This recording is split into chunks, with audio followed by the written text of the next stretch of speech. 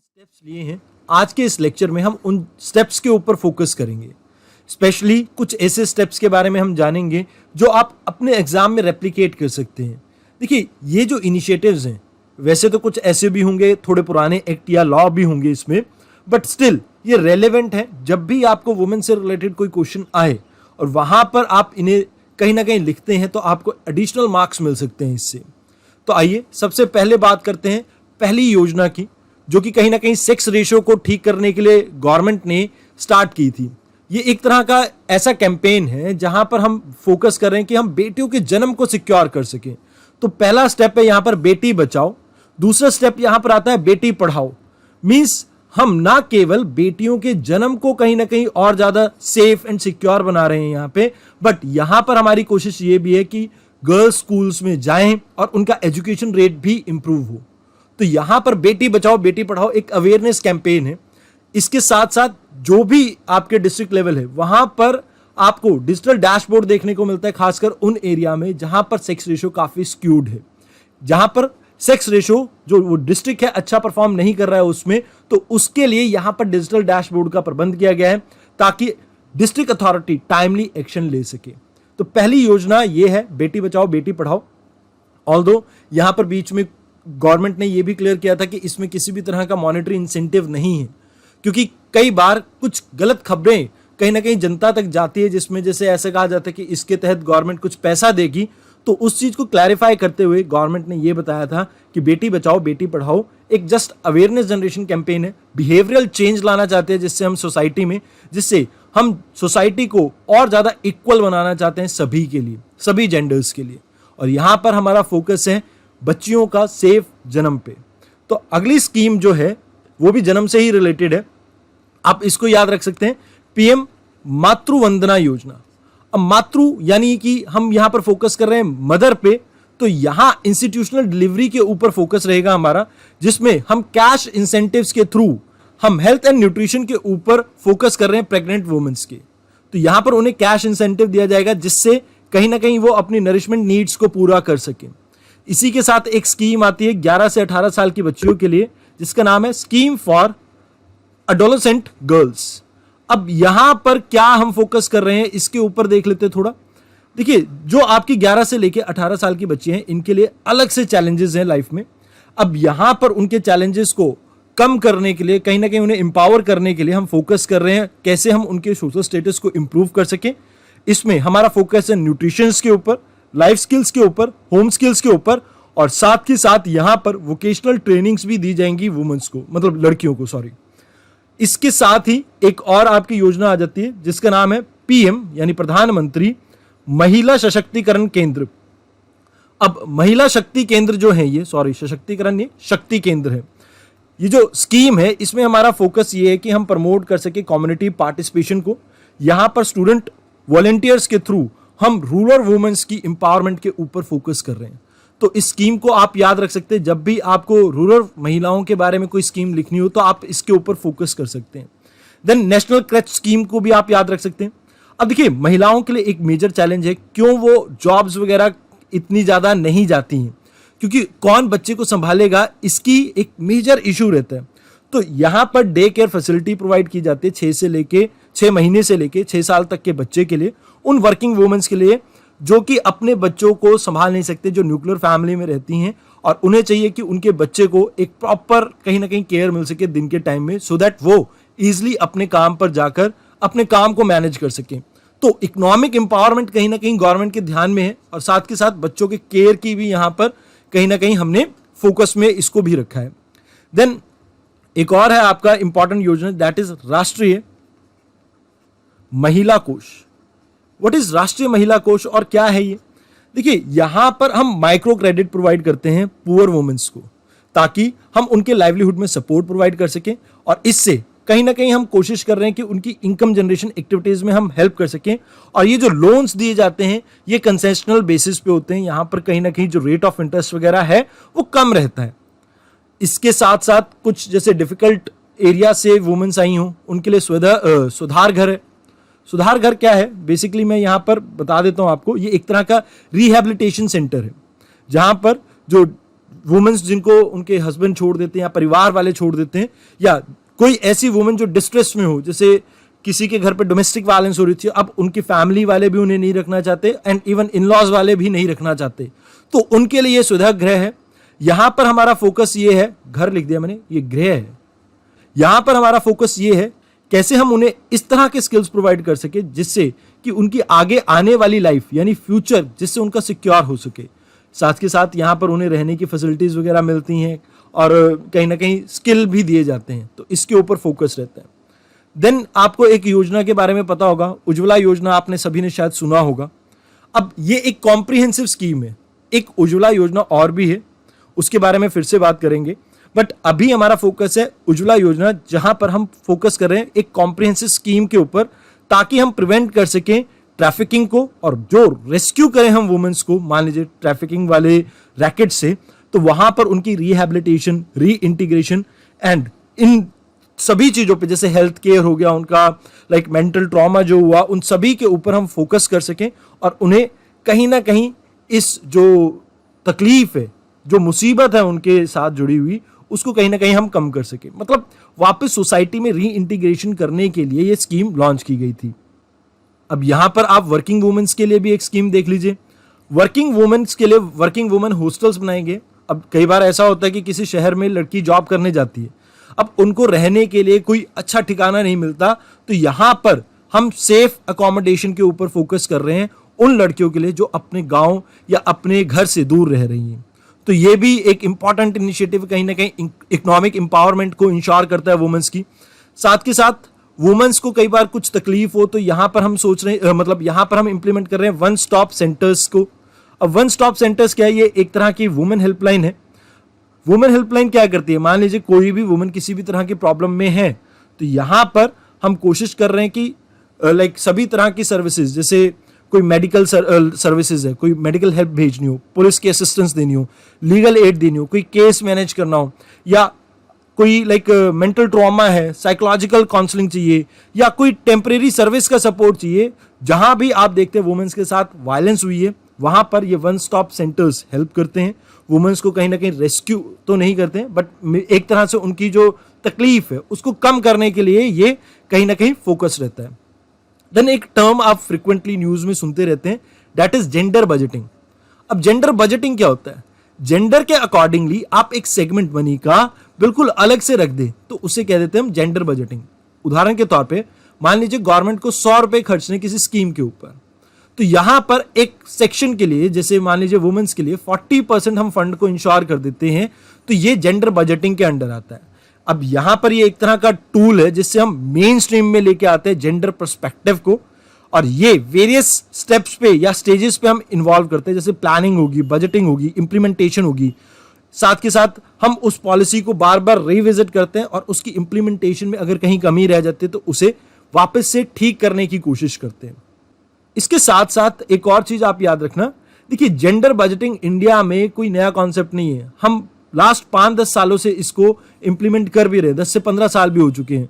But the thing is, जो पैसा अलग से निकाला जाता है ना, वो वुमेन रिलेटेड स्कीम्स में बहुत कम इंप्लीमेंट किया जाता है, तो इस वजह से प्रॉब्लम वहां पर आती है। कहीं ना कहीं इंप्लीमेंटेशन साइड में यहां पर प्रॉब्लम है। गवर्नमेंट बजट तो निकालती, बट कहीं ना कहीं उसकी इंप्लीमेंटेशन इतने अच्छे से नहीं हो पाती, जिसकी वजह से प्रॉब्लम अभी भी जस की तस है। अब डोमेस्टिक वायलेंस को कम करने के लिए गवर्नमेंट एक एक्ट लेके आई थी 2005 में, इसका नाम है protection of women from domestic violence act 2005। अब इस एक्ट के तहत हम क्या करना चाहते हैं? देखिए, किसी भी तरह की प्रॉब्लम में हो वुमेन, हम उसकी प्रोटेक्शन करना चाहते हैं। अब यहां पर जो लाइक हम बात करते हैं कि प्रोटेक्शन किस तरह की वायलेंस के अगेंस्ट है, तो यहां पर आप देखेंगे फिजिकल वायलेंस यानी कि हाथापाई हुई हो, इकोनॉमिक वायलेंस यानी कि पैसों के नाम पे शोषण किया जा रहा हो, देन सोशल वायलेंस या साइकोलॉजिकल वायलेंस यानी कि गाली गलौज या ट्रॉमा किया जा रहा हो किसी तरह का, उन सभी फ्रंट पे हम वर्क करने की कोशिश कर रहे हैं। यहां पर इमीडिएट सपोर्ट में हम क्या प्रोवाइड करते हैं? जैसे रहने को घर प्रोवाइड कर देंगे, मेडिकल फैसिलिटीज प्रोवाइड कर देंगे, प्रोटेक्शन प्रोवाइड कर देंगे। अगर जो पर्सन यहां पर वायलेशन के लिए जिम्मेवार है, वहां से कंपनसेशन या गवर्नमेंट की तरफ से भी कंपनसेशन के यहां पर प्रावधान है। यहाँ पर लाइक टेम्पोरल कस्टडी जो चिल्ड्रन की है वो भी इंश्योर की जाती है, कहीं ना कहीं माँ को मिल सके। तो इन चीज़ों के ऊपर हम फोकस करते हैं, यानी कि यहाँ पर एक कहीं ना कहीं कोई फैमिली है जहाँ पर किसी तरह का प्रॉब्लम चल रहा है वुमेन्स को, और किसी भी तरह का शोषण चल रहा है उनका, किसी भी तरह की वायलेंस, तो कहीं ना कहीं उन सबको हम इंक्लूड करके एक होलिस्टिक मैनर में उस चीज़ को एड्रेस करने की कोशिश कर रहे हैं। अब यहाँ पर प्रॉब्लम बहुत सी हैं। अब देखिए, इस एक्ट की अगर हम बात करें, इसमें प्रॉब्लम सबसे पहली क्या आती है, एक सोसाइटल कल्चर है हमारा, सोशल कल्चर, जिसकी वजह से महिलाएं ये मानती हैं कि पति कहीं ना कहीं डोमिनेट करता है तो इट्स अ गुड थिंग, कहीं ना कहीं वो सही है। बट प्रॉब्लम यहां पर यह है कि हम कहीं ना कहीं इक्वालिटी को प्रमोट करने की बात करते हैं, तो वहां पर किसी भी जेंडर का दूसरे जेंडर के ऊपर डोमिनेंस गलत है। यहां मेन रीजन इसके पीछे कल्प्रिट क्या है, इकोनॉमिक और कहीं ना कहीं पॉलिटिकल इन एम्पावरमेंट। मींस यहां पर जो इकोनॉमिकली वुमेन स्ट्रांग नहीं है, या पॉलिटिकली जो वुमेन्स की अभी रिप्रेजेंटेशन हम देख रहे हैं, जिसकी वजह से आप ये देखते हैं कि कहीं ना कहीं महिलाओं से रिलेटेड जो स्कीम्स हैं वो ढंग से इंप्लीमेंट नहीं हो पाती। घर में डिसीजन मेकिंग में क्योंकि इकोनॉमिक पार्टिसिपेशन नहीं है तो वुमेन्स इतना ज़्यादा बोल नहीं पाती हैं, तो वो चीज़ प्रॉब्लम देती है। अब ये तो कल्चरल एस्पेक्ट हो गया। एथिकल प्रिंसिपल्स भी यहाँ पर इन्वॉल्व है। कैसे? जैसे हम कहते हैं कि जो फर्स्ट स्कूल है किसी भी बच्चे के लिए, दैट इज फैमिली, और फैमिली में कहीं ना कहीं ये चीज़ डाली जाती है कि मेल हमेशा डोमिनेट करते हैं, चाहे बेटा बेटी हो उसमें भी ये भेदभाव देखने को मिलते हैं, चाहे आदमी औरत हो यानी हस्बैंड वाइफ हो वहां पर भी ये चीज देखने को मिलती है। यानी फैमिली जो स्ट्रक्चर है हमारा, उसमें ये चीजें कहीं ना कहीं इम्बाइड की गई हैं, और जिसकी वजह से आज तक ये सोसाइटी में प्रॉब्लम है। यहां पर जरूरत किस चीज की है उसके बारे में भी हम बात करेंगे। अब देखिए, तीसरी चीज यहां पर जो इन्वॉल्व है दैट इज पॉलिटिकल विल। साथ के साथ चौथी चीज judicial delay and judicial proceedings में कम महिलाओं का होना, ये भी एक मेजर प्रॉब्लम है। देखिए, पॉलिटिकली अगर हम बात करें, गवर्नमेंट ने लॉ बनाया, बट इसकी इंप्लीमेंटेशन कहीं ना कहीं गवर्नमेंट इंश्योर नहीं कर पाती है। कई बार फेक केसेस भी होते हैं, ऑल्दो मैं इस चीज को भी डिनाई नहीं करता हूं, बट जो जेन्युइन केसेस हैं कहीं ना कहीं वो भी बहुत ज्यादा डिलेड हो जाते हैं। तो यहां पर जो पुलिस इंक्वायरीज हैं या लाइक जो पुलिस प्रोसीजर है, उनको कहीं ना कहीं हमें स्ट्रीमलाइन करना चाहिए। एक प्रोटोकॉल, या आप ये कह सकते हैं कि एक स्टैंडर्ड ऑपरेटिंग प्रोसीजर बनाना चाहिए, जिससे हम तुरंत ही उन केसेस पे एक्शन लें। अब दूसरी चीज, दूसरे फ्रंट पे आते हैं इंप्लीमेंटेशन के ही, जुडिशियल साइड की अगर हम बात करें तो जुडिशरी में बहुत से केस पेंडिंग रहते हैं सालों साल।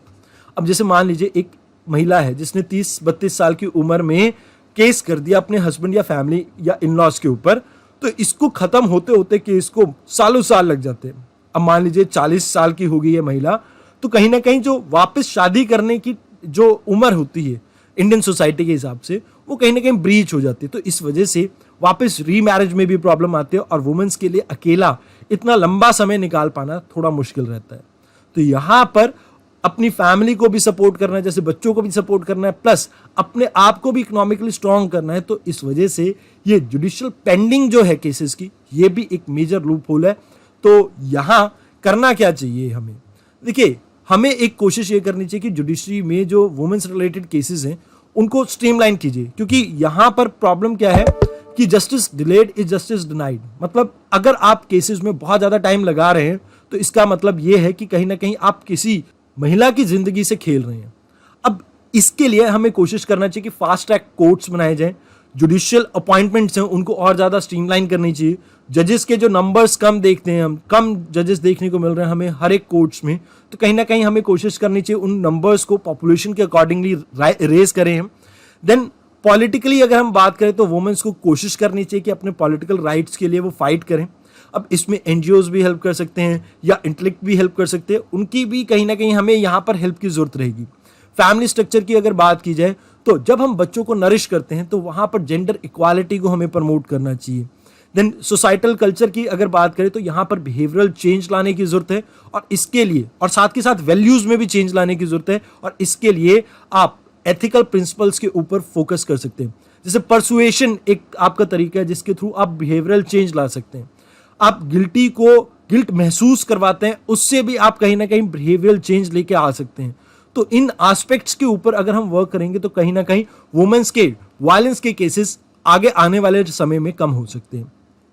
देन नेक्स्ट हमारी जो इंपॉर्टेंट स्कीम है that is emergency response scheme या सपोर्ट सिस्टम। अब इमरजेंसी का मतलब क्या है, किसी भी तरह की प्रॉब्लम में है वुमेन तो उसके रिस्पॉन्स के लिए ये हमने सपोर्ट सिस्टम बनाया है। अब ये सपोर्ट सिस्टम करेगा क्या, इसका फायदा क्या है? देखिए, आपको पता होगा निर्भया एक फंड बनाया गया था after the death of Nirbhaya, Delhi rape case, जिसके बारे में आपने सभी ने सुना होगा। यहां पर उस फंड से हमने एक इमरजेंसी रिस्पॉन्स सपोर्ट सिस्टम बनाया, जिसमें हम कोशिश ये कर रहे हैं कि किसी भी सिचुएशन में अगर वुमेन हो, वन स्टॉप सोल्यूशन हम इन्हें प्रोवाइड कर सके, सो दैट इनको किसी तरह की परेशानी ना हो। अब कई बार ऐसा होता है कि मोहल्ले में कोई प्रॉब्लम चल रही है या गांव में कोई प्रॉब्लम चल रही है और वुमेन्स आपस में तो बात कर लेती है, बट पुलिस में जाने से डरती हैं। तो यहां पर महिला पुलिस वॉलंटियर की एक स्कीम लॉन्च की गई थी गवर्नमेंट के द्वारा, हरियाणा से इसे लॉन्च किया गया था। यहां पर कहीं ना कहीं जो भी वायलेंस के केसेस हैं वुमेन्स के अगेंस्ट, उनको रिपोर्ट करने की जिम्मेवारी महिला पुलिस वॉलंटियर की होती है। यहाँ पर गांव में किसी भी एक महिला को हम मोहल्ला पुलिस वॉलंटियर के तौर पे रजिस्टर करते हैं और उन्हें ये कहीं ना कहीं हम काम देते हैं कि जो भी डोमेस्टिक वायलेंस से रिलेटेड कहीं ना कहीं केसेस हो, आप उनके बारे में कहीं ना कहीं नॉलेज इकट्ठा कीजिए और गवर्नमेंट को या पुलिस को रिपोर्ट कीजिए। Then comes extended maternity leave duration. अब यहां पर इस एक्ट को एक बार हम देख लेते हैं। कहीं ना कहीं ये एक्ट बहुत इंपॉर्टेंट है, ऑल्दो इसके की प्रोविजंस वगैरह को हम डिटेल में देख लेते हैं। हो सकता है प्री और मेंस में इसके बारे में पूछा जाए, ऑल्दो प्री के बारे में तो पहले भी पूछा जा चुका है, बट मेंस में अभी भी ये पेंडिंग है। कहीं ना कहीं इसके बारे में पूछा जा सकता है या हम इसे यूज भी कर सकते हैं, वुमेन एम्पावरमेंट के तौर पे हम इसे यूज कर सकते हैं कहीं भी, ऐसे में हो चाहे आप सोसाइटी का कोई क्वेश्चन अटेम्प्ट कर रहे हो या सोशल जस्टिस का। तो पहली बात तो यहाँ पर हमने कोशिश ये की है कि मैटरनिटी बेनिफिट की जो पहले 12 वीक्स की छुट्टी मिला करती थी, उसे बढ़ाकर 26 वीक कर दी गई है। दूसरा इंपॉर्टेंट बेनिफिट ये है कि यहां पर हमने एक्सटेंड किया है अडॉप्टिंग मदर और कमीशनिंग मदर के लिए भी जो मैटरनिटी बेनिफिट है उनको। अब यहां पर ऑल्दो ये वीक 26 नहीं रहेंगे, थोड़े कम हो जाएंगे, इस चीज को थोड़ा ध्यान में रखना। देन यहां पर हमने कोशिश ये की है कि वर्क फ्रॉम होम का प्रोविजन अगर जरूरत हो तो इसे एक्सरसाइज किया जा सके, इवन जब 26 वीक कंप्लीट हो चुके हो। कोई भी आपकी ऐसी ऑर्गेनाइजेशन है जहां पर 50 एम्प्लॉय काम करते हैं, वहां पर क्रेच की फैसिलिटी मैंडेटरी है, जहां पर मदर एक दिन में 4 बार जा सकते हैं अपने बच्चे को दूध पिलाने के लिए और उसकी देखभाल के लिए। साथ के साथ एम्प्लॉयर्स की ये ड्यूटी लगाई गई है, मैंडेटरी ड्यूटी है कि वो एजुकेट करे वुमेन्स को अबाउट मैटरनिटी बेनिफिट्स। अब बात यह है कि कोई भी एक्ट में अमेंडमेंट वगैरह आते हैं तो उसके साथ में कुछ इश्यूज भी रह जाते हैं, तो हम उन इश्यूज को भी जानने की कोशिश करते हैं कि क्या इश्यूज हैं यहाँ पे। देखिए, इसमें कहीं ना कहीं पैटर्नल लीव्स के बारे में बात नहीं कही गई है। जैसे माँ की जिम्मेवारी जितनी होती है बच्चे के लिए, उतनी रिस्पॉन्सिबिलिटी कहीं ना कहीं फादर की भी होती है। तो यहाँ पर पैटर्नल लीव्स को कहीं ना कहीं इग्नोर किया गया है। पैटर्नल लीव्स आप ये मानिए कि कहीं ना कहीं इक्वल शेयर रिस्पॉन्सिबिलिटी का एक आप ये कह सकते हैं उदाहरण है, बट कहीं ना कहीं उस चीज़ को हमने रफली इग्नोर किया है। अगर हम बात करें 90% जो इंडियन वुमेन्स हैं वो अनऑर्गेनाइज सेक्टर में कहीं ना कहीं काम करती है, 90%।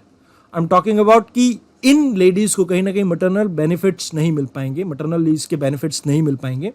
तो यहां पर कहीं ना कहीं हमें कोशिश उसके ऊपर भी करनी चाहिए थी कि कैसे हम उस अनऑर्गेनाइज सेक्टर में जो काम कर रही हैं महिलाएं, उनको कैसे मेन स्ट्रीम में जोड़ सकें।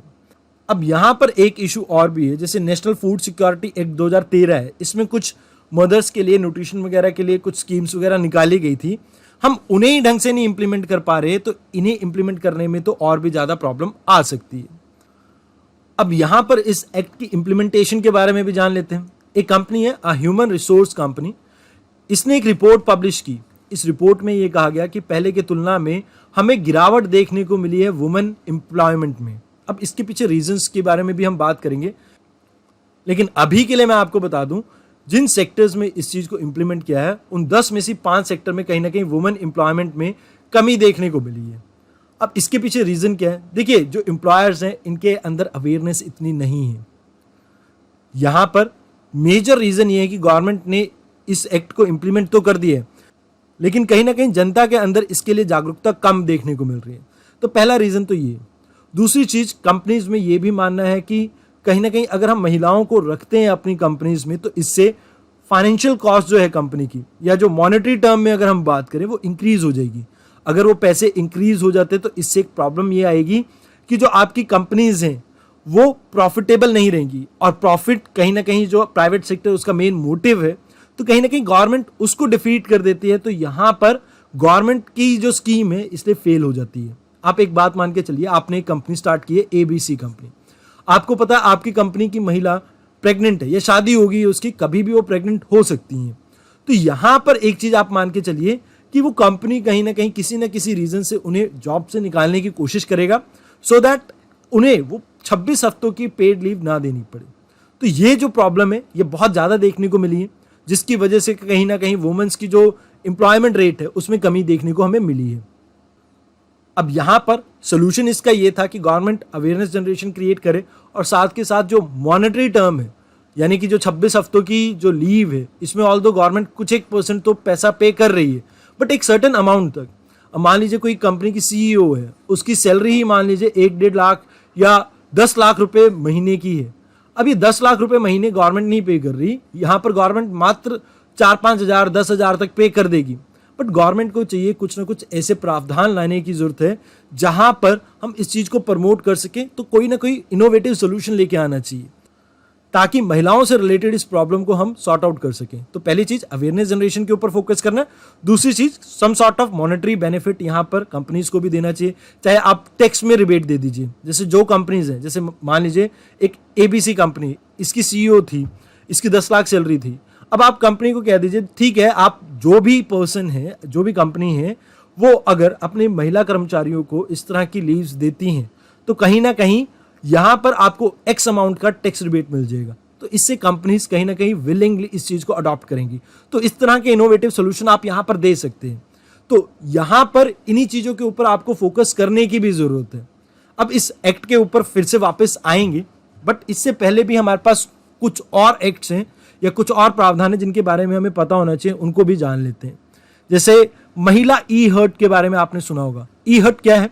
यहां पर कहीं ना कहीं जो महिला एंटरप्रेन्योर्स हैं उनके लिए एक ऑनलाइन हमने डिजिटल मार्केट क्रिएट की है, जिससे वुमेन्स अपने प्रोडक्ट्स को ऑनलाइन मार्केट में बेच सके। तो अपने प्रोडक्ट्स को ऑनलाइन बेचने के लिए महिलाएं इस पोर्टल का यूज कर सकती हैं।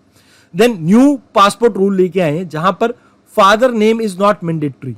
यहां पर मान लीजिए कोई महिला है, उसका डिवोर्स हो चुका है या कोई सिंगल मदर है, तो उनके लिए प्रॉब्लम क्या आती है कि फादर नेम मेंशन करना पहले बच्चों के लिए मैंडेटरी था, तो जिसकी वजह से उनका पासपोर्ट नहीं बन पाता था उनके बच्चों का। तो यहां पर इस तरह के रूल्स को अब बंद कर दिया गया है, इस तरह के प्रैक्टिसेस को अब कहीं ना कहीं कम कर दिया गया है। Then dowry prohibition act 1961।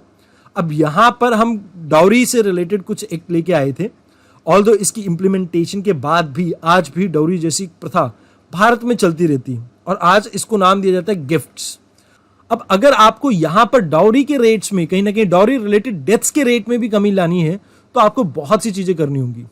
आप सिर्फ एक्ट लाके इस चीज को इंश्योर नहीं कर सकते। आपको उदाहरण देता हूं मैं, जैसे डाउरी हर आपको रिलीजन में देखने को मिल जाएगी। ऐसा नहीं है कि ये हिंदुइज्म का ही पार्ट है, मुस्लिम्स में भी देखने को मिलती है, बाकी धर्मों में भी देखने को मिलती है। ऑल्दो कुछ धर्मों में कम होगी, कुछ में ज्यादा देखने को मिलेगी, बट कहीं ना कहीं ये लालच हर इंसान के मन में होता ही है कि अगर हम बच्चे का ब्याह कर रहे हैं तो कुछ ना कुछ उन्हें गिफ्ट तो उसमें मिले। तो इसके लिए हम क्या कर सकते हैं? देखिए, हमें फोकस करना होगा बिहेवियरल चेंज के ऊपर, जहां पर हम सोसाइटी में इस तरह की वैल्यूज को इनकलकेट करें जिससे डाउरीज आने वाले टाइम में बच्चे ही ना लें। जो मेल हैं वो खुद ही इस चीज के लिए मना कर दें। अब इसके लिए आप कुछ कैंपेन रन कर सकते हैं, कुछ उस तरह की चीजें रन कर सकते हैं। तो बिहेवियरल चेंज के साथ साथ आपको वैल्यूज भी, फैमिली वैल्यूज में ये इनकलकेट करनी होगी कि दहेज लेना और देना दोनों ही गलत है। तो उसके ऊपर भी हम फोकस कर सकते हैं। देन लॉ आया है, बट लॉ की इंप्लीमेंटेशन हमें और बेटर करनी होगी। पहली चीज, यहां पर कई फेक केसेस भी देखने को मिले हैं ऑल्दो, बट हमें कोशिश ये करनी है कि जो केसेस न्यायपूर्ण हो, जहां पर हमें लगता है कि गलत हुआ है किसी के साथ, वहां पर जस्टिस सिक्योर करें। प्रॉब्लम क्या आती है जस्टिस सिक्योर करने में कि कोर्ट्स में बहुत ज्यादा टाइम लग जाता है, पुलिस की प्रोसीडिंग्स में बहुत ज्यादा टाइम लग जाता है। तो इन सभी तरह के लूप होल्स को हमें कहीं ना कहीं कम करना होगा, जिससे हम इस एक्ट की जो इंप्लीमेंटेशन है इसमें सुधार ला पाएंगे। देन हमने सबल स्कीम भी लॉन्च की है। सबल स्कीम क्या है इसके बारे में थोड़ा सा देख लेते हैं। इंपॉर्टेंट इतनी तो नहीं है, बट फिर भी यहां पर हम लाइफ स्किल्स देने की बात कर रहे हैं वुमेन्स को, साथ के साथ उनके न्यूट्रिशन के ऊपर भी फोकस करें। और यहां पर फोकस है स्कूल गर्ल्स के ऊपर और वर्किंग वुमेन्स के ऊपर। मतलब जो वर्किंग वुमेन हॉस्टल्स में रह रही हैं और जो स्कूल गोइंग गर्ल्स हैं, उनको कहीं ना कहीं न्यूट्रिशनल वैल्यू देनी है, उनकी स्किल्स एनहांस करने, सो दैट उनका एम्प्लॉयमेंट रेट हम इंप्रूव कर सकें। Then sexual harassment e box. अब ये क्या है भला? इसे सी बॉक्स के नाम से आप जानते हैं। अब ये शी बॉक्स करता क्या है? मान लीजिए किसी भी तरह की वुमेन्स को प्रॉब्लम आ रही है अपने वर्क स्टेशन पे या कॉलेज में, स्कूल में, कहीं भी किसी भी तरह की हरासमेंट, सेक्सुअल हरासमेंट देखने को मिलती है, तो उन वुमेन्स के लिए यहाँ पर हम कोशिश करें, वुमेन सेफ्टी डिवीजन जो मिनिस्ट्री ऑफ होम अफेयर के अंदर आती है, वो इस पोर्टल को डायरेक्टली एक्सेस करती है और उनकी जो प्रॉब्लम है उन्हें सॉर्ट आउट करने की कोशिश करती है। नेक्स्ट स्कीम थोड़ी ज्यादा इंपॉर्टेंट हो जाती है। आप सभी को पता होगा कि इंडिया में बहुत से सेक्सुअल ऑफेंडर्स ऐसे ही घूमते रहते हैं, तो यहाँ पर हम क्या कर रहे हैं, उनका एक डाटाबेस क्रिएट करें। डाटाबेस से हेल्प क्या मिलेगी? जैसे मान लीजिए उबर में कोई नौकरी कर रहा है ड्राइवर, हम अमूमन देखते हैं कि उबर में महिलाओं के साथ बदसलूकी होती है। जैसे मैं अभी रिसेंट टाइम का एक केस के बारे में बताता हूँ। दिल्ली में, दिल्ली एयरपोर्ट के आसपास एक कैब हायर की गई एक लड़की के द्वारा जो 23-24 साल की थी, जो यूके से आई थी। वहां पर जो कैब ड्राइवर था उसने कहीं ना कहीं अपना मेल पार्ट वुमन को फ्लैश किया और लाइक मैस्टरबेट कर रहा था कैब में ही वुमन के सामने, तो वो वुमन वापस चली गई अपने देश। बट इस तरह के जो सेक्सुअल ऑफेंडर्स हैं इनके लिए एक नेशनल डाटाबेस क्रिएट करने की बात की जा रही है, मतलब की गई है। अब देखिए नेशनल डाटाबेस क्रिएट करने से फायदा क्या है? देखिए गवर्नमेंट जो है, खासकर पुलिस, जब भी वो इंक्वायरी वगैरह करती है और उन्हें पता लगता है कि कोई सेक्सुअल ऑफेंडर है, तो उसका नाम जो है, उसके फिंगरप्रिंट्स, एड्रेस, फोटोग्राफ, उन डिटेल्स को कहीं ना कहीं हम ट्रैक कर लेते हैं, खासकर उन कन्विक्ट्स की जो कि कोर्ट से सजा पा रहे हैं, सो दैट जब उन्हें सोसाइटी में वापस रिलीज किया जाए तो कभी भी अगर वो सोसाइटी के लिए थ्रेट हो तो हम उन्हें इजीली आइडेंटिफाई कर सकें। तो इस चीज के ऊपर यहाँ पर फोकस किया जाता है। Then skill India mission. अब स्किल इंडिया मिशन में हम क्या कर रहे हैं? वैसे तो ये सभी के लिए है स्कीम, बट यहाँ पर हम फोकस ये कर रहे हैं कि इकोनॉमिक इंडिपेंडेंस को सिक्योर कर सकें हम वुमेन्स के लिए, और यहाँ पर उनके स्किल डेवलपमेंट और वोकेशनल ट्रेनिंग के ऊपर फोकस कर रही है गवर्नमेंट।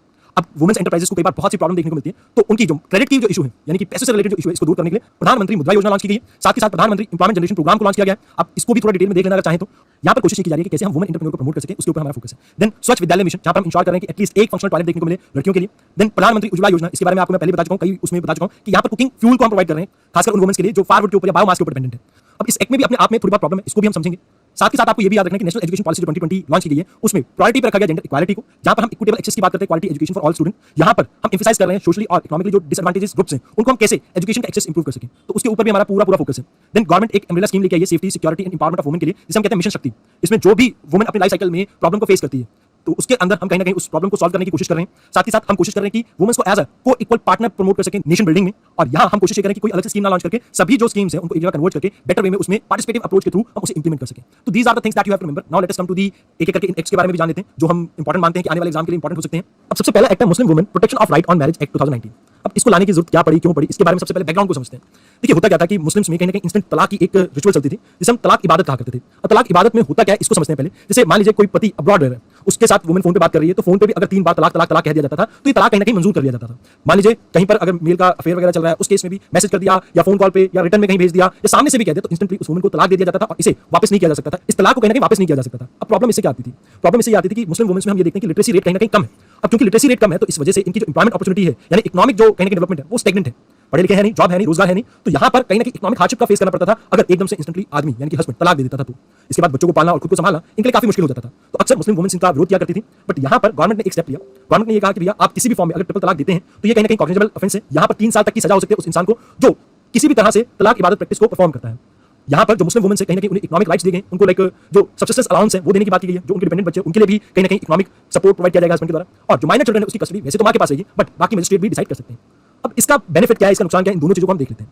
बेनिफिट ये है कि जो लाखों महिलाएं हैं मुस्लिम वर्ग से जो बिलोंग करती हैं उनके लिए एक अच्छी खबर, कहीं ना कहीं अब एकदम से उनकी छत नहीं छिनेगी, उनकी इकोनॉमिक जो डिपेंडेंसी है दूसरों के ऊपर वो नहीं छिनेगी। अब यहाँ पे हमें समझना होगा कि क्या इसका कोई और पोटेंशियल सोल्यूशन निकल सकता था कि कोर्ट के थ्रू या यहाँ पर इस तरह से एक्ट लाकर ही ये एक सोल्यूशन निकल सकता था।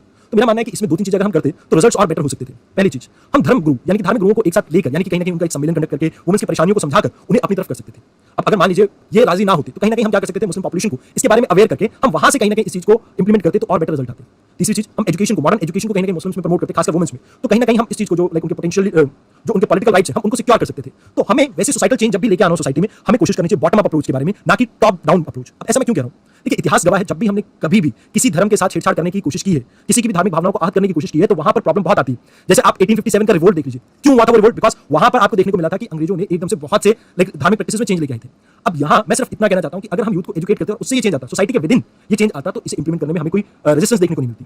तो उस चीज को कहीं ना कहीं हमें प्रमोट करना चाहिए था। हमें हमेशा हार्डवेयर लेने की जरूरत नहीं, हम सॉफ्टवेयर से भी जा सकते थे। वहां पर लाइक मुस्लिम वुमेन्स अपने बच्चों को ये कहीं ना कहीं आदत डालती, कहीं ना कहीं ये हैबिट, ये वैल्यूज, ये चीजें इंकलकेट करती, तो आने वाली जनरेशन में ये चेंज देखने को मिलता। और तो समय लगता है उसमें, बट कहीं ना कहीं यहाँ पर जो माइनॉरिटी है उनकी भावनाओं को हम आहत करते हैं। देखिए यहाँ पर प्रॉब्लम क्या आती है, जो मुस्लिम मिनॉरिटी है ना, इनको ब्रेन वॉश करने के लिए पाकिस्तान में बहुत सी ऑर्गेनाइजेशंस बैठी हैं।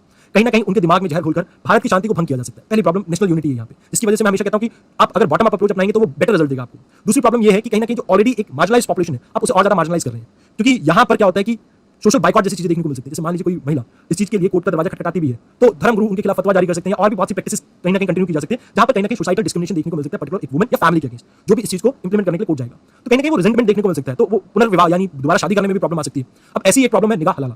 ये निगाह हलाला क्या है? ये एक इस तरह की करप्ट प्रैक्टिस है। मैं करप्ट प्रैक्टिस से क्यों कह रहा हूं कि यहाँ पर महिलाओं का शोषण होता है। क्या होता है कि अक्सर जैसे मान लीजिए इन महिलाओं को तलाक इबादत के समय पति ने गुस्से में तलाक दे दिया, अब वापस उन्हें अपनाना चाहते हैं, तो मुस्लिम जो धर्म है वो इस चीज की इजाजत नहीं देता, इसके लिए उन्हें किसी और मर्द से शादी करनी पड़ती है। इसके बाद होता यह है कि वो उससे तलाक लेकर फिर वापस अपने पति से शादी कर सकती है। तो इसमें एक कंडीशन ये आती है कि वुमेन्स को फिजिकली कांटेक्ट में आना होगा उस आदमी के साथ जिसके साथ वो दोबारा विवाह करती हैं, यानी निकाह करती हैं। अब कई बार इसमें शोषण होता है वुमेन्स का, तो एक ये प्रॉब्लम देखने को मिलती है हमें, निकाह हलाला की प्रॉब्लम। और तो इसका भी कोर्ट केस चल रहा है, क्या रूलिंग आती है क्या नहीं आती है ये कोर्ट डिसाइड करेगा। बट कहीं ना कहीं मुझे ऐसा लगता है कि एक करप्ट प्रैक्टिस है जहां पर लाइक मेल डोमिनेंस को कहीं ना कहीं हम एस्टैब्लिश करने की कोशिश करते हैं। कोई धर्म से मेरी इसमें कोई जाति दुश्मनी नहीं है, कुछ भी नहीं है। मेरा कहने का मतलब है कि यहाँ पर वुमेन्स के लिए कल्चर कहीं ना कहीं गलत है, इस वजह से मैं इसका प्रोटेस्ट करता हूँ, मैं इसके अगेंस्ट हूँ। सेम कुछ प्रथा आपको इंडिया की बाकी सोसाइटीज में भी देखने को मिलता है, हिंदुइज्म में भी देखने को मिलता है। अब जैसे मैं आपको एक एग्जांपल देता हूँ, वुमेन्स को अभी भी मंदिर जाने में रोक लगाई जाती है। आप अयप्पा मंदिर के बारे में केस के बारे में सुनते होंगे, वहां पर जैसे मेंस्ट्रुएशन हाइजीन के टाइम पे लाइक मेंस्ट्रुएशन साइकिल के अलावा वैसे भी वुमेन्स को जाने से रोका, वहां पर मेंस्ट्रुएशन साइकिल के अलावा वैसे भी वुमेन्स को जाने से रोका जाता है। और दलील ये दी जाती है कि अयप्पा क्योंकि ब्रह्मचारी थे, तो इस वजह से यहाँ पर किसी भी फीमेल का जाना वर्जित है। अब मैं आपको इसमें एक चीज कहना चाहता हूँ, अयप्पा जी को जन्म देने वाली भी तो एक महिला ही थी ना, तो यहाँ पर महिलाओं को कहीं ना कहीं मंदिर में जाने से रोकना एक गलत प्रैक्टिस है।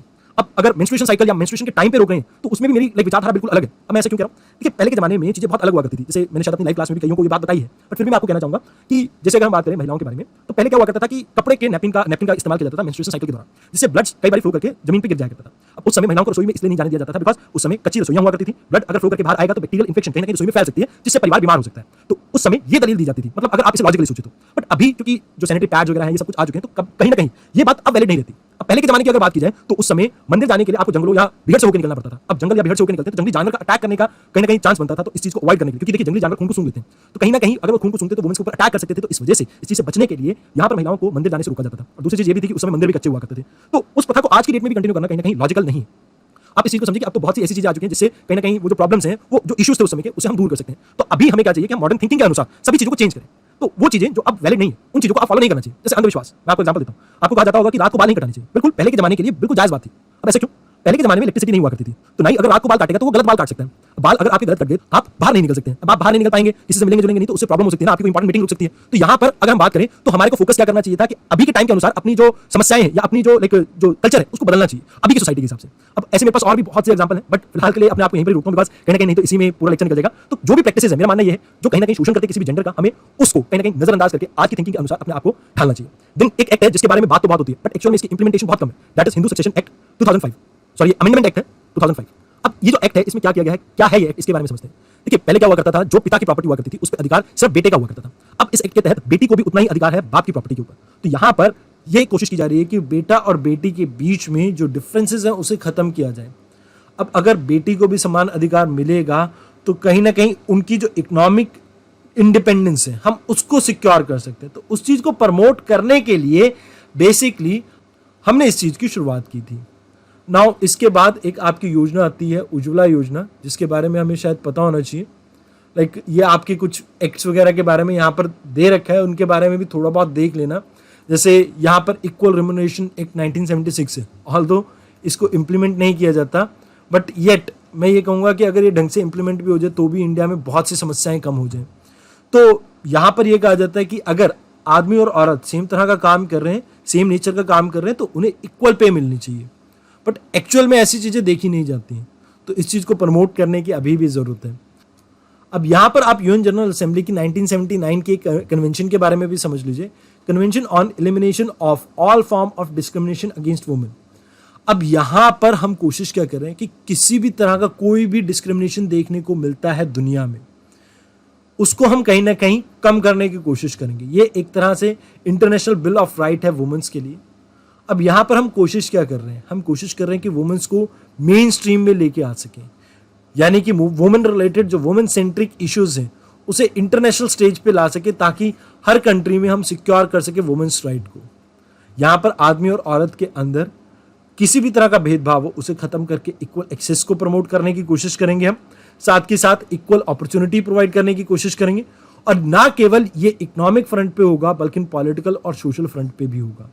तो यहाँ पर हमारी कोशिश ये है कि हम फोकस करें कि किसी तरह का डिस्क्रिमिनेशन ना हो, किसी तरह की सेक्स स्टीरियोटाइप्स ना हो कि ये काम तो आदमी कर सकता है, ये काम तो औरत कर सकती है।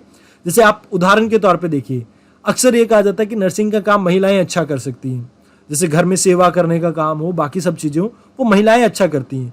ऐसा कुछ नहीं है, अगर आदमी चाहे तो आदमी भी वो काम कर सकता है, बट मन में इच्छा हो तो। अब इसी तरह की सेक्सुअल ट्रैफिकिंग से रिलेटेड कोई भी लाइक चीज़ें हों उनको रोकने की यहाँ पर कोशिश की गई है। यहाँ पर हम कोशिश कर रहे हैं कि हम आउटलाइन करें उन राइट्स को जो पब्लिक स्फेयर में वुमेन्स को मिलनी चाहिए। अब उनकी चाहे पॉलिटिकल लाइफ हो, लाइक उनकी रिप्रेजेंटेशन से रिलेटेड हो, या उनकी नेशनैलिटी से रिलेटेड कोई भी इशू हो। अब जैसे मैं आपको एग्जांपल देता हूँ, इंडिया में पहले सिर्फ ये देखा जाता था कि आपने शायद सिटीजनशिप का जो चैप्टर है वो पढ़ा होगा तो आपको पता होगा कि जो वुमेन्स हैं, ठीक है जी, उनकी नेशनैलिटी के ऊपर नहीं बल्कि मेन की नेशनैलिटी के ऊपर डिपेंड करता था कि आदमी जो भी बच्चा पैदा हुआ है वो इंडियन है या नहीं। और तो इसको अब जेंडर न्यूट्रल कर दिया गया, बट यस इंडिया के लॉज में भी इनिशियली इस तरह का स्टीरियोटाइप एग्जिस्ट करता था, तो हमने उसको भी स्ट्रीमलाइन करने की कोशिश की। अब रिप्रेजेंटेशन की बात करें तो मैंने आपको कल बताया कि अगर लोकल असेंबलीज की, स्टेट असेंबलीज की बात करें तो यहाँ पर 10% रिप्रेजेंटेशन देखने को मिलता है वुमेन्स का, और लोकसभा और राज्यसभा में भी हाल कुछ ऐसा सही है। तो या तो आप एक्ट लेके आइए या आप इस चीज को प्रमोट कीजिए, पार्टीज के अंदर खुद ये मंशा होनी चाहिए, या वुमेन्स को बाइकआउट करना चाहिए उन पार्टीज को जो वुमेन्स को रिजर्वेशन नहीं दे रही है, या ऐसा कर सकते हैं वुमेन्स उन पार्टीज के अगेंस्ट वोट करें, या केसेस के थ्रू इस चीज को कहीं ना कहीं इंप्लीमेंट किया जा सकता है। जहां पर मान लीजिए अगर नोटा को ज्यादा वोट जाता है तो री इलेक्शन हो, और फिर महिलाओं को क्या करना चाहिए, बढ़ चढ़कर नोटा को वोट देना चाहिए, अंटिल और अनलेस उनकी डिमांड फुलफिल ना हो तो नोटा को वोट करें। मतलब मेरा कहने का मतलब ये है यहाँ पे कि एक कहीं ना कहीं एक केस होना चाहिए जहां पर नोटा को, अगर नोटा जीतता है तो वापस री इलेक्शन होनी चाहिए, तब तक होनी चाहिए जब तक जो लोकल कम्युनिटी उनकी डिमांड्स को सुना ना जाए। मतलब अगर उनको लगता है कि उनके लिए लीडर ठीक है तभी किसी और को वोट मिलेगी और वो जीतेगा। तो यहाँ पर वुमेन्स इस चीज को अगर इनिशिएट करती है, कहीं ना कहीं एक केस किया जाए, नोटा को कहीं ना कहीं वैलिड किया जाए, जहां पर अगर नोटा को वोट मिलता है तो री इलेक्शन हो, तो इससे वुमेन सेंट्रिक जो अप्रोच है उसे हम प्रमोट कर सकते हैं। कैसे? मान लीजिए कोई भी पार्टी है, वहां पर आप चाहते हैं कि भैया जैसे बीजेपी है या कांग्रेस है या आम आदमी पार्टी, वुमेन्स को कहीं ना कहीं प्रमोट, अगर इस तरह की प्रैक्टिसेस को इन्वॉल्व किया जाएगा तो कहीं ना कहीं हम इक्वालिटी को और ज्यादा सिक्योर कर सकते हैं। देन इकोनॉमिक और सोशल राइट्स को हम प्रमोट करेंगे। यहाँ पर हमारा फोकस रहेगा इकोनॉमिक राइट्स को प्रमोट करने के लिए कि हम कैसे वुमेन्स में एजुकेशन को प्रमोट कर सकें, साथ ही साथ हम वुमेन्स की कैसे इंप्लॉयमेंट रेट को इंप्रूव कर सकें, उनकी हेल्थ के ऊपर किस तरह से फोकस कर सकें, इन सभी चीजों के ऊपर हमारा ध्यान रखें। जो इक्वालिटी बिफोर लॉ है उसकी शुरुआत घर से होनी चाहिए, और घर से तभी होगी जब मैरिजेस में इस चीज को प्रमोट किया जाएगा। तो उन वैल्यूज को हम कहीं ना कहीं प्रमोट कर सकते हैं। नाउ ये वेलफेयर स्कीम्स वगैरह के बारे में हमने कुछ के बारे में बात की है, बट उज्ज्वला योजना के ऊपर हमारा आज का फोकस रहेगा। This is the last scheme जिसके ऊपर हम फोकस करेंगे। इसके अलावा हम फोकस करेंगे कि क्या वे फॉरवर्ड और हो सकते हैं वुमेन्स की इंपावरमेंट के लिए। हम बात करते हैं प्रधानमंत्री उज्ज्वला योजना के बारे में। देखिए आप सभी को पता होगा, शायद एनवायरमेंट के लेक्चर्स में भी मैंने आपको बताया होगा, इंडोर पोल्यूशन के कारण हर साल लाखों लोग कहीं ना कहीं भारत में मरते हैं। अब इस चीज को कम करने के लिए गवर्नमेंट ने एक स्कीम लॉन्च की जिसका नाम दिया प्रधानमंत्री उज्ज्वला योजना। अब इसमें क्या किया जा रहा है कि एलपीजी कनेक्शंस को बांटा जा रहा है फैमिलीज को जो कि बीपीएल के नीचे आती है, मतलब लो पावर लाइन जो भी आती है उन महिलाओं को। पहले टारगेट था 1 करोड़ का, बाद में इसे बढ़ाकर 8 करोड़ कर दिया गया। अब साल दर साल से इंप्लीमेंट किया जा रहा है, तो 8 करोड़ महिलाओं को अभी तक इसका बेनिफिट मिल चुका है। अब इसकी जो हम इंप्लीमेंटेशन की बात करें तो काफी अच्छी रही है। पहले भारत में लगभग 56% महिलाओं के पास एलपीजी कनेक्शन था 2014-15 की अगर हम बात करें, अब ये बढ़कर 98% हो चुका है। अब यहाँ पर आपको जो चीज समझनी है वो ये है कि इसको इंप्लीमेंट करती है आपकी मिनिस्ट्री ऑफ पेट्रोलियम।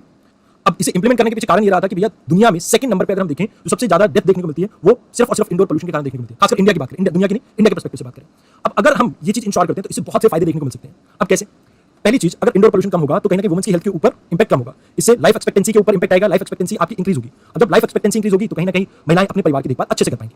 अब हेल्थ अगर ठीक रहेगी तो अमूमन आप देखते हैं जब वुमेन्स की हेल्थ खराब होती है तो बेटी के ऊपर जिम्मेवारी आती है, तो इससे जो स्कूल ड्रॉप आउट्स वगैरह देखने को मिलता है वुमेन्स का, गर्ल्स का, उसमें कमी आएगी। अब ड्रॉप आउट स्कूल का कम होगा तो एजुकेशन कहीं ना कहीं वुमेन्स की बढ़ेगी। अब एजुकेशन कहीं ना कहीं बढ़ेगी तो इससे आप ये देखेंगे आने वाले समय में इंप्लॉयमेंट रेट में भी इंक्रीज देखने को मिल सकता है। देन एक और चीज, अब जैसे पहले क्या होता था कि ईंधन यानी फायरवुड, गोबर गैस वगैरह या गोबर की पाथियां वगैरह, काउडंग वगैरह को इकट्ठा करते हुए वुमेन्स बहुत सा अपना टाइम कहीं ना कहीं वेस्ट कर देती थी। अब फायरवुड वगैरह कलेक्ट करने तो जाना नहीं, तो वो जो बचा हुआ सरप्लस टाइम है कहीं ना कहीं वुमेन इकोनॉमिक एक्टिविटी में लगाएगी तो इससे बेनिफिट देखने को मिल सकता है। तो इकोनॉमिक बेनिफिट भी इससे पूरी फैमिली को देखने को मिल सकता है। एक तरह से अगर हम ये देखें तो that is also good thing. अब मान लीजिए हेल्थ के ऊपर खर्चा कम होगा क्योंकि लाइक बीमार कम पड़ेंगे तो खर्चा कम होगा। अब हेल्थ के ऊपर खर्चा कम होगा तो आउट ऑफ पॉकेट जो मेडिकल एक्सपेंसेस है उनमें कमी देखने को मिलेगी। इससे जो पॉवर्टी के जो इंसिडेंट्स वगैरह है वो कम होने लगेंगे। तो कहीं ना कहीं जो हम ये देखते हैं कि भारत के रूरल एरिया में जो मेजर प्रॉब्लम है हम उनको एड्रेस कर सकते हैं सिर्फ एक इस चीज से। एक और चीज भी प्रमोट कर सकते हैं इसमें। देखिए आपको पता है कि वुमेन सेफ्टी एक मेजर इशू है भारत के अंदर। अब जब फायरवुड इकट्ठा करने जंगलों में जाती हैं वुमेन्स या आसपास के भीड़ में जाती हैं तो इट इज नॉट सेफ। पहले तो एनिमल अटैक का खतरा तो है ही है, बट एक और तरह के भीड़ भी वहां पर हो सकते हैं जिन्हें हम पोटेंशियल रेपिस्ट भी कह सकते हैं, मॉलेस्टर भी कह सकते हैं, या कोई लाइक ऐसा पर्सन हो सकता है जिसकी गलत मंशा हो और किसी भी लेडीज को लेके या किसी औरत को लेके या किसी बच्ची को लेके। तो वो चीज हम सेफ्टी को भी इंश्योर कर सकते हैं अगर हम फोकस करते हैं एलपीजी कनेक्शंस पे। अब एलपीजी कनेक्शंस बढ़ तो बहुत गए बट इसके साथ प्रॉब्लम्स हैं। क्यों प्रॉब्लम क्यों है? देखिए एलपीजी सिलेंडर अगर मैं आज की डेट में बात करूं तो अप्रोक्सीमेटली 1000 रुपए का आपका सिलेंडर पड़ता है। अभी मेरे को अंदाजा तो नहीं है बट रफली मैं मान के चलता हूं 1000 रुपए के आसपास गवर्नमेंट सिलेंडर बेचती है। अब एक छोटे से मिडिल क्लास परिवार या आप लोअर मिडिल क्लास या बीपीएल की बात करें, उनके लिए इस चीज को अफोर्ड करना मंथली बेसिस पे बहुत मुश्किल है। ये 1000 रुपए उनके लिए बहुत बड़ी रकम है, उनके घर के बहुत से खर्चे निकल सकते हैं इसमें। तो यहाँ पर कहीं ना कहीं जो हाई कॉस्ट रिफिलिंग की ये एक बड़ी हिंड्रेंस है जिसकी वजह से स्कीम को इंप्लीमेंटेशन करने में प्रॉब्लम आ रही है हमें। आप देखते हैं जिसकी वजह से 98% एलपीजी कवरेज तो है बट ओवरऑल यूजर्स की अगर हम बात करें वो मात्र 20% ही इंक्रीज हुई, यानी कि 76% पे ही पहुंची। पहले मतलब 56 हुआ करती थी, उससे बढ़कर अब 76 होगी, बट ओवरऑल हम जो ये 98% कह रहे हैं वो वैसा नहीं देखने को मिल रहा है। अब डब्ल्यूएचओ के कुछ क्लेम्स के अकॉर्डिंग अगर हम देखें हर साल भारत में 5 लाख लोगों की मौत सिर्फ अनक्लीन कुकिंग फ्यूल से होती है। ये प्रीमेच्योर डेथ के कारण बहुत से नुकसान देखने को मिलते हैं हमें। इससे जैसे कैंसर जैसी बीमारियां तो बढ़ती हैं, जैसे फैमिलीज के खर्चे बढ़ते हैं, जैसे पॉवर्टी में चली जाती है फैमिली, एक फैमिली बर्बाद हो सकती है इससे, क्योंकि देखिए मदर कहीं ना कहीं पूरे घर को कहीं ना कहीं होल्ड करके रखती है, तो वो जो एक कुशन है बच्चों के लिए वो कुशन हट जाएगा, उससे भी प्रॉब्लम आ सकती है। तो दैट इज देयर, वो प्रॉब्लम है, उनको दूर करना है तो गवर्नमेंट यहाँ पर क्या कर सकती है, सम सॉर्ट ऑफ सब्सिडीज लेके आए। जहाँ पर जो रिच क्लास है उनकी सब्सिडीज को कम कर दिया, ठीक है, उन्होंने छोड़ भी दी सब्सिडीज, ठीक है, बट यहाँ पर बिहेवियर चेंज लेके आना होगा।